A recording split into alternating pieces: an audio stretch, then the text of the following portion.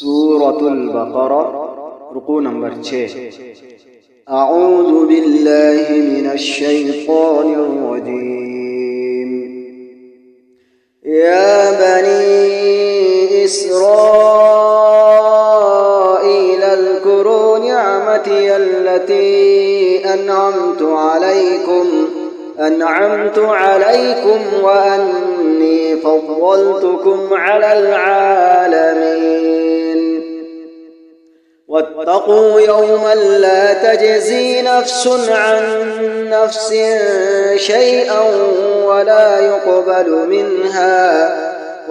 يقبل منها شفاعة ولا يؤخذ منها عدل ولا هم ينصرون. وإذ نجيناكم من آل فرعون يسومونكم سوء العذاب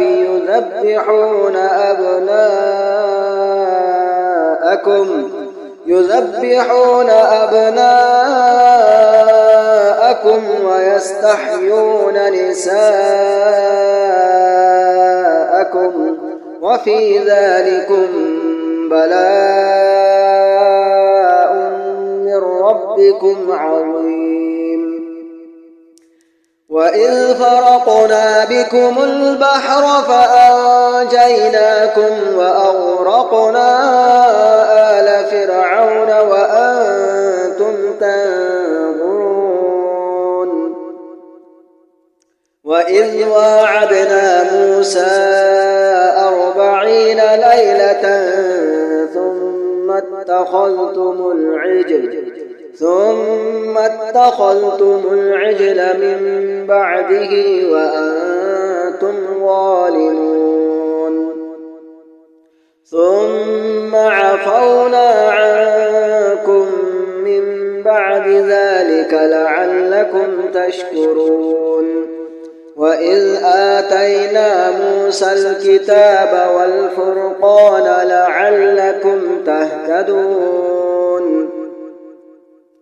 وإذ قال موسى لقومه يا قوم إنكم ظلمتم أنفسكم باتخاذكم العجل فتوبوا إلى بارئكم فاقتلوا أنفسكم ذلكم خير لكم عند بارئكم فتاب عليكم إنه هو التواب الرحيم. وإذ قلتم يا موسى لن نؤمن لك حتى نرى الله جهرة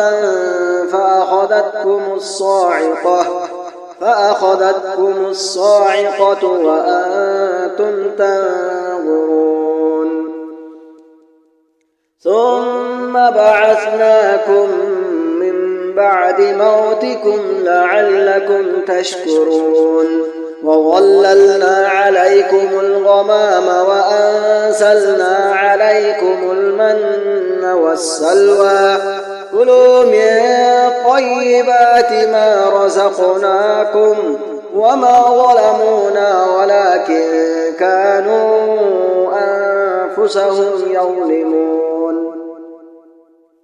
وإذ قلنا ادخلوا هذه القرية فكلوا منها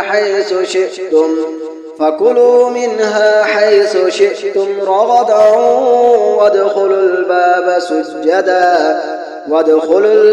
سجدا وقولوا حطة نغفر لكم خطاياكم وسنزيد المحسنين.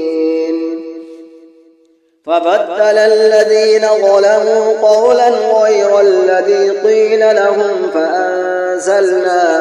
فأنزلنا على الذين ظلموا رجزا من السماء